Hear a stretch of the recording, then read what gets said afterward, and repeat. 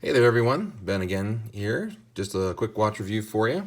Gonna get this one off wrist. This is the Vostok Komandirskie, model number 211163. I purchased this off of I get it off the Meranom website. Meranom is spelled Meranom.com.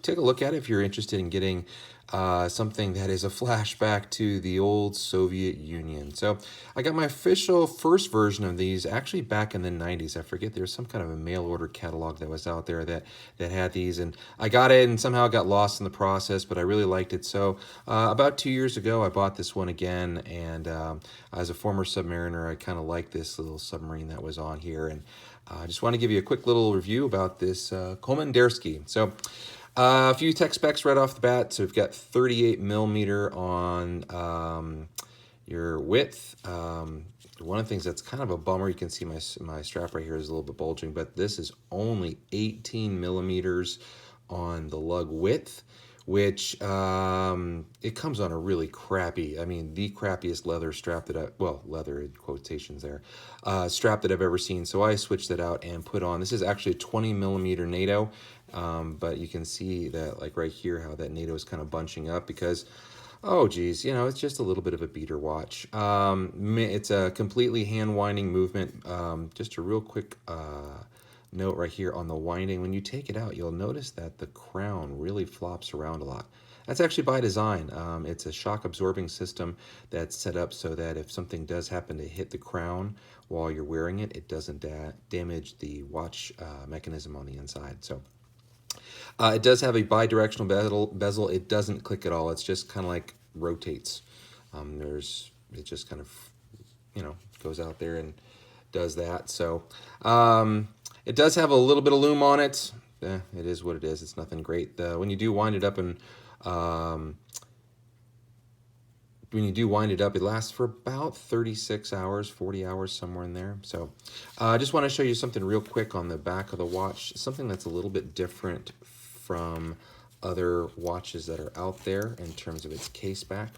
So, ooh, fanciness. Look at all the engraving that they do. The first one that I had a really cool engraving on the back, then I couldn't read it because it was in Russian. So I got someone at work who could read Russian to read it to me, and she just basically told me that it was manufactured in the Soviet Union. That's all it really said. But in any case, you can see it's got the Russian eagle, or the Russian, I guess that's an eagle on there, and the other Cyrillic writing. So it's kind of cool. But the case back, what it is, it's actually a two-piece case back. So when you tighten this up, there's no real damage that happens to the O-ring gasket that's underneath there. So really great design for keeping it all sealed up without having to worry about damaging the ring. That being said, it's only advertised as having 20 meters of water resistance, which if you're really keeping track at home, that basically means it's splash resistant. Don't take it in the pool. This thing probably wouldn't survive. Even though this is a screw down crown right here, I wouldn't trust this to take it out and go swimming and whatnot. Let's see, what else can I tell you about this thing? It's just kind of, the case right here is just going to be a brass case that's got some chrome plating on it. The case back itself is actually stainless steel. The crystal is plastic, so it's going to scratch super easily. Let's see, what else can I tell you? It runs okay. I had to take it off, and I spent a long time just to kind of fine tune the watch to get it to run on time. And now I'm gaining and losing, this one varies a lot, so I'm gaining and losing probably anywhere from a gain of 6 to 10 seconds a day, a loss of 4 to 5 seconds a day. This one, of all my watches, has such a huge variety. As I go through and track it, it's just all over the place. If I wear it, it gets a little bit fast. If I don't wear it, it gets a little bit slow. Just something to look at on that regard. Also, there is no quick set with the date, so whenever you want to change the date, you have to wind it all the way around, go past midnight, then rewind it back past before 9 o'clock. It'd be better if you just went to 8 o'clock and then you rewind it, forward again past midnight, and it clicks the date over. So if you happen to let it stop working, it's going to take you a while to get back to the date, especially if you wait a couple of weeks. And if, like you can see here, it's the 24th, and if you let it stop running on the 12th, then you're going to have to go back and forth and back and forth and back and forth in the number of days it takes to get it up to speed. But overall, this is a fun watch. I bought it for like $40. Cheap, fun, just something to kind of beat around with, have a good time with. Just kind of zoom in right there on the dial. You can see it says Komandirskie there in Cyrillic. I don't know what it says down here in the bottom. You got the Russian star up there at the top, excuse me, the Soviet star at the top there.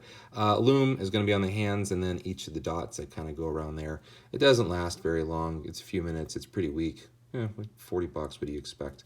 But it's a little fun watch to kind of toy around with. If you got a kid who wants to try to do something, oh, by the way, bajillions of different faces you can do with this. You can do parachutes and tanks and airplanes and, oh my gosh, so much stuff. And if you want to, you can take it apart and put on a new bezel, put on a new face. You can do so much stuff with this. It's amazing. They sell hands and faces and bezels, and you can do all that kind of stuff. Check out the Maranon website. They can take care of this. There's also an automatic version if you want to get that as well. It's probably going to be 75, 80 bucks, something like that. And then there's like a super fancy version that's like 170. I didn't even bother to look at that because I've got other watches I'd rather do. This one's just, like I said, a fun watch. It's a beater watch. If I'm going someplace that and my stuff is going to be unsecured, then I could wear this watch, because if it gets stolen, I wouldn't shed a tear. But it's a fun watch. Would I buy it again? Absolutely. It's kind of a bit of nostalgia to think back to the days from the 70s and 80s when the Soviet Union was the big threat across the other side, and there's all that kind of paranoia that went along with everything there. But a real fun watch. It does take a little bit of time to get to if you order it through the Maranon website, because it is coming on the slow boat from Russia. It just takes a little bit. But, if you're interested in it, I'd suggest picking it up. And, of course, get a better strap, because the strap that comes on here really sucks. And 18 mil NATO would probably do you just fine. And I hope you enjoy it. So this has been Ben. If you have any questions or comments you'd like to leave down in the comment section below, that'd be greatly appreciated. Thanks for tuning in and hearing a little bit more about the Vostok Komandirskie.